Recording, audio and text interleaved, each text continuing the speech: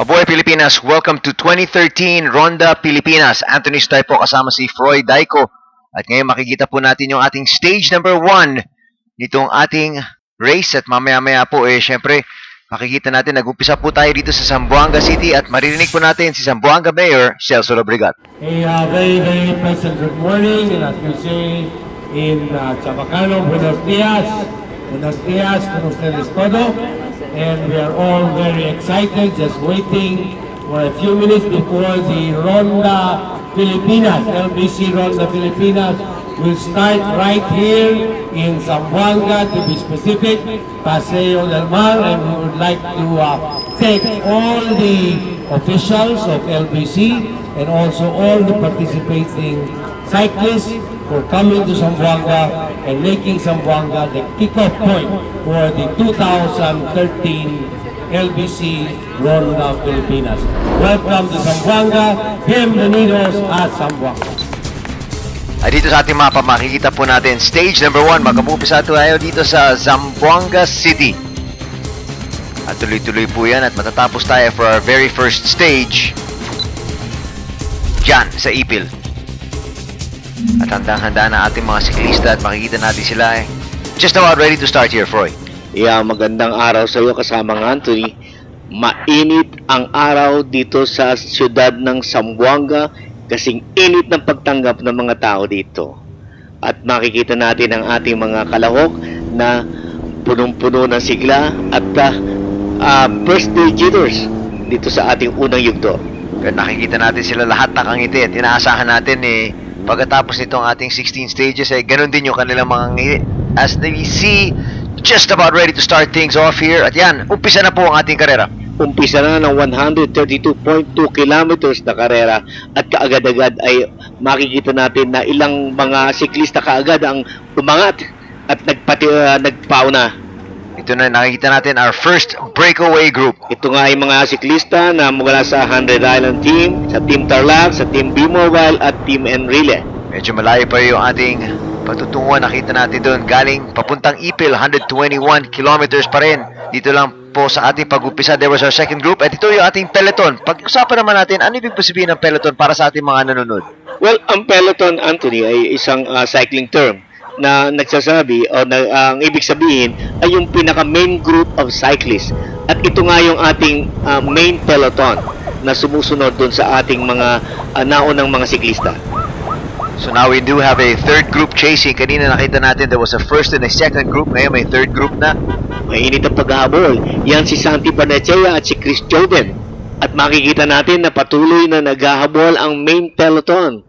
At ngayon nga, makikita natin na habang papalapit tayo sa ating pupuntahan na Ipil, Zamboanga, Sibugay, makikita natin na isang tiga-team Cebu at isang tiga-team ng Metro Manila ang may init na naghahabol.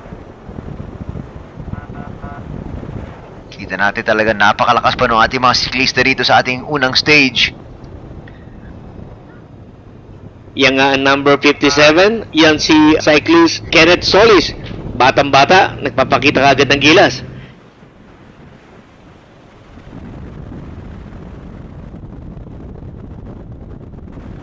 At ito number 86, walang iba kundi ang ating cyclist na si Gregorio Bergoño, kasulukuyang naghahabol.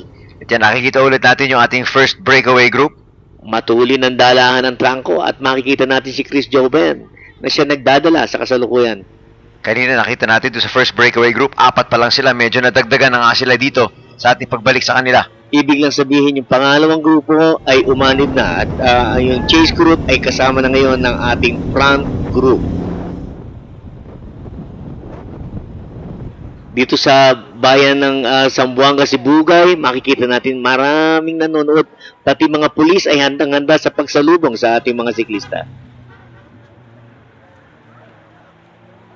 At syempre nagpapasalamat po kami sa inyo lahat para sa inyong mga pagtulong dito. Ayan, pagbalikan na naman natin ang ating first breakaway group. Kapansin-pansin dito sa ating unang grupo, itong si Chris Joben, itong si Ray Martin. Nakikita rin natin na nandiyan din sa grupong ito si Oboza at itong si Santi Barnechea. At yan nakita natin patuloy yung kanilang hataw. Siyempre, itong stage na to, medyo patag pa naman eh. Wala pa tayo sa mga, masasabi natin, mga mountainous na akyat. Tama ka, Anthony. At handang-handa itong mga siklista. Mabilis ang dalahan. Makikita natin sa tuloy ng takbo itong mga siklista na to na madali nating mararating ang bayan ng Ipil doon sa Zamboanga, Sibugay. Pero pansamantala, makikita natin nagpapalitan ng trangko ang mga siklista. Nagpapakita lang na well-coordinated ang ating lead group. At yan nakikita po natin, patuloy yung kanilang hataw.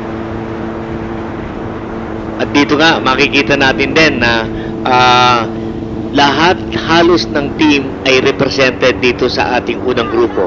At makikita natin na sa kasalukuyan, sila ay nagtutulong-tulong na ilayo itong grupo nila. Makikita natin dito si Chris Joven, isa sa pinaka-agresibong siklista. At dito nga sa harapan ay meron din tiga PLDT at lalo na yung tiga road bike at tiga BP mobile. At yan nakikita po natin yung senyas. Explain naman natin dito sa mga nanonood. Ano ibig sabihin nun? Yung nakasakay sa motorbike na nakapula na nagpapakita ng board dito sa ating mga siklista, yung tinatawag na boardman, ipinapakita niya ang gap noong lead group doon sa mga chase group.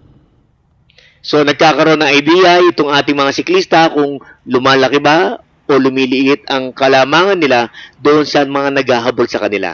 So at least pwede nilang bilisan yung kanilang pace kung gusto nila lakihan pa o pwede nilang, syempre, pwede silang medyo magpahinga ng konti. Kung sa tingin nila medyo malaki na yung kanilang agwat. Ito na yung peloton na nakikita natin.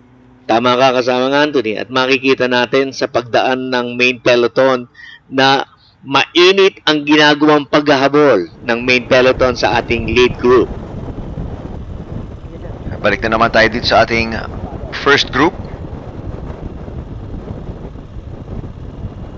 99 kilometers to Ipil. Kita mo, just under 100 kilometers. Medyo malayo-layo pa rin tayo, pero nakita mo, malakas pa rin yung ating mga siklista rito ngayon. May konting packet na. Pero makikita pa rin natin na tuloy pa rin ang koordinasyon, tuloy ang pagtutulungan ng ating lead group. Maganda itong pinakikita ng ating lead group na pinangungunahan ng mga siklistang si Rindole, si Obosa at si Santi. Alam mo, pagkayang tatlo na yan ang nagdala ng trangko, matuloy ng dalahan itong unang grupo natin.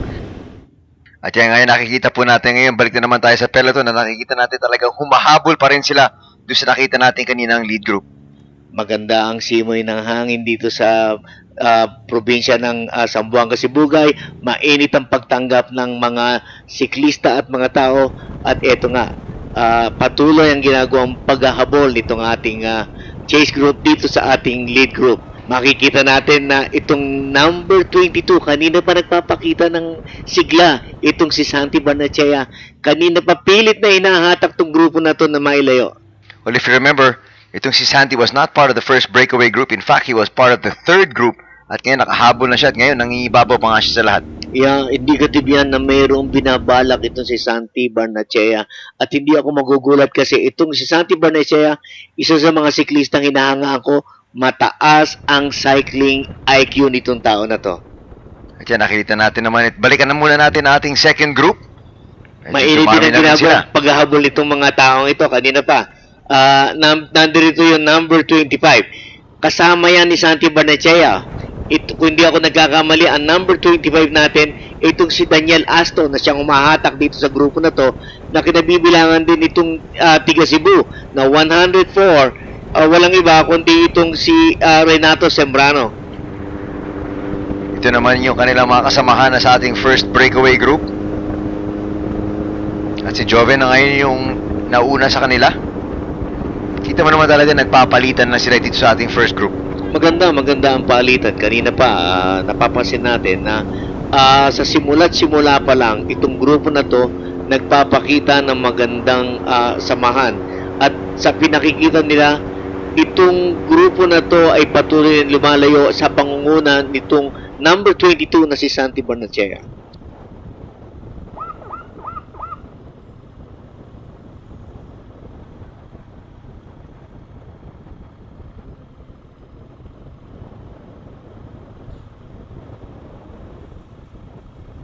At yan, kita naman sa board, mahigit 3 minuto na yung kanilang lamang. Exactly, Anthony. 3:20 ang lamang ng unang grupo dito sa mga naghahabol habang papasok tayo sa probinsya ng Zamboanga, Sibugay. Kaya nakikita natin, napakaganda po dito sa Sibugay. Nakakabigla nga dahil hindi natin inaasahan ganito pala kaganda ang probinsya ng Zamboanga. Maganda ang kalye, maganda ang paligid, berding-berding lahat. Froy, kanina napansin natin si Santi sumisenyas. Tama ka, Anthony. Alam mo, yung mga ganyan, mga siklista, pag nagtaas ng kamay, ang ibig sabihin yan, humihingi yan ng assistance mula sa kanilang team vehicle at yun ay naka-address dun sa sumusunod na komisar. Mapapansin natin na ang sumusunod dito sa grupo ay yung team vehicle ng Cebu Cycle Line Butuan. Kasi ang Cebu Cycle Line Butuan, inaalalayan itong kanilang siklista na number 114, si Big Mar Vicente. Kaya nagtataas ng kamay ito si Santi, humihingi ng tulong sa kanyang support vehicle na hanggang sa kasalukuyan ay nawawala pa. Yan, nakita natin, meron tayong karatula na kasulat ng KOM. Ano ibig sabihin nun? Ang KOM, ang King of the Mountain, yan ang imaginary line sa itaas ng bundok.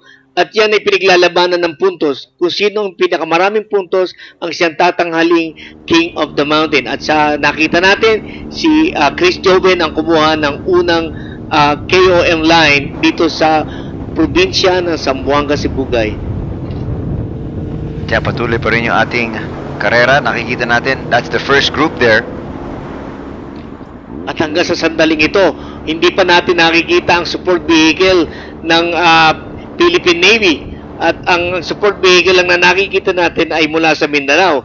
Kaya makikita natin na hanggang sa sandaling ito, wala pang tulong na inaabot para dito sa siklistang si Santi Barnechea. So sigurado patuloy yung kanyang paghingi at pag-akit ng kanyang kamay. Ngayon, balikan muna natin yung peloton. Matulin ang paghahabol ng peloton. Makikita natin. At dito na sa party pababa, matulin ang takbuhan dito. Pero mapapansin natin, may konti ng pagbagal. At itong ating siklistang si Santi Barnechea, patuloy ang pagtaas ng kamay, Anthony. At napagit nga natin na kanina pa siya talaga humihingi ng tulong, pero inaantay pa rin niya yung kanyang support truck na parating pa lang. Ito ang pagkakataon na talagang nagpapakita yan ng pagod, uhaw, at kailangan na niya ang tulong. Pero kasama yan sa laro. Kani-kanina lang nakita natin si Chris Joven na nangingibabaw sa lahat sa stage na to. Yung nga, siya ang kumuha ng King of the Mountain. Itong si Chris Joven, isa to sa mga pinaka-agresibong rider dito sa Ronda 2013. At kahit na hindi siya talagang mountain climber, if the opportunity Comes about. gagrab niya yan. Nakita na naman natin yung board kanina, lumaki na, lalo naging 5'10" yung kanilang lamang doon sa peloton, yung lamang ng lead group. Matatandaan ko kanina, 3 minutes 20 lang yan. At dahil sa ginagawang pagtatrangko nito si Chris Joven at nitong si Santi Barnechea, lumaki ng lumaki, lumolobo na. 5 minuto, mahaba yan.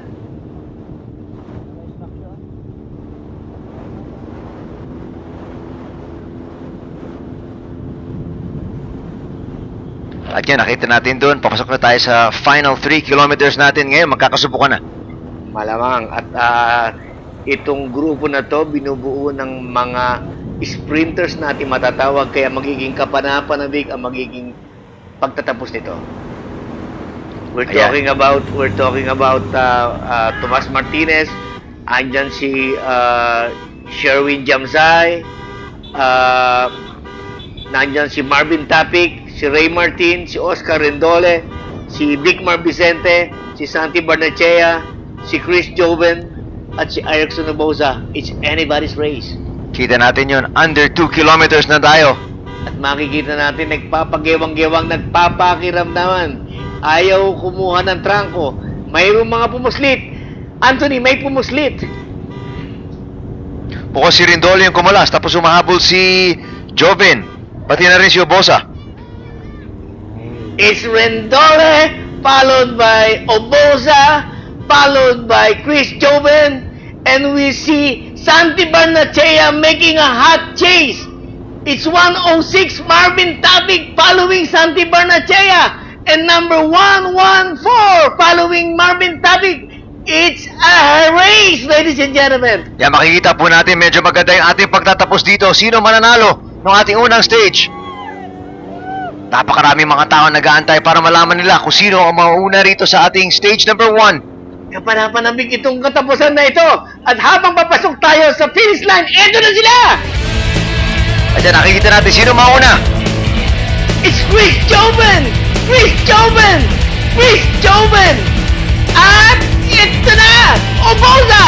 Oboza! Chris Joven! Oboza! Nakita-kita natin tuwan-tuwa sila lahat. That sprint to the finish there. At ngayon, balikan natin yung action na nakita natin. That sprint to the finish. Yeah, it's a fantastic finish. Makikita natin na si Chris Joven kinuha ang trangko, si Oboza right behind his wheel, and it's Santi Barnechea right behind the wheels of Oboza. Oboza just bent on running after Joven and made the sprinters move on the last 20 years to take the win. At makikita natin ang panghinayang sa mukha nitong si Santi Barnechea who finished a close third. Well, as you mentioned, a very close third para kay Santi Barnechea. Humabol pa siya galing dun sa ating third group. So he might be just a little bit disappointed dito sa araw na to. Maaaring tama ka dyan, kasama nga Antoy. Pero kung titingnan natin ang mas malaking picture, baka he lost a battle but he is going to win a war. Dahil doon sa pinakita ni Santi na siya ang nagdala, siya ang nagpalayo sa grupo, parang may ibig sabihin at may pinapahiwatig tong Santi Barnechea. At palapit na tayo sa ating mga awarding ceremonies at makakasama ngayon natin si Ipil Mayor Eldwin Aliputdan. We would like to welcome you to the municipality of Ipil, the capital town of the province of Zamboanga Sibugay and the heart of Zamboanga Peninsula. We hope that you have a successful first lap of your league, and we hope that you have a good health so that tomorrow you can continue your race until the end without any problem in health, a problem in any of the race area. So, welcome to Ipil. Accept our humble welcome to all our visitors. Maayong hapon, kinatuparan. At ngayon naman po, kilalanin natin yung mga nanalo dito sa ating stage number 1 at makikita po natin, tumutulong din sa ating pag-award si Vice Mayor Anamel Oligario. Yan po yung ating third placer para sa ating stage number 1 na si Santi Barnechea. Ayan naman yung ating second placer na si Chris Joven. And of course, dito sa ating first placer ng ating stage number 1, ayan po, si Erickson Obosa.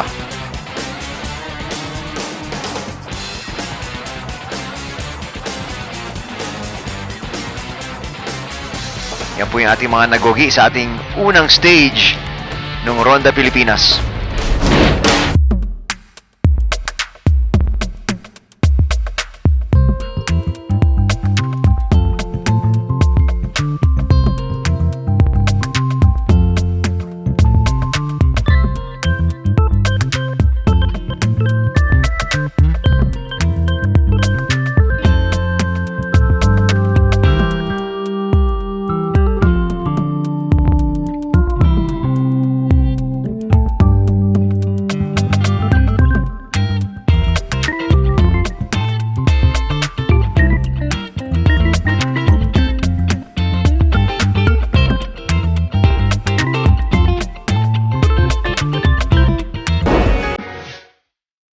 At dyan po nagtatapos ang ating unang stage ng 2013 Ronda Pilipinas.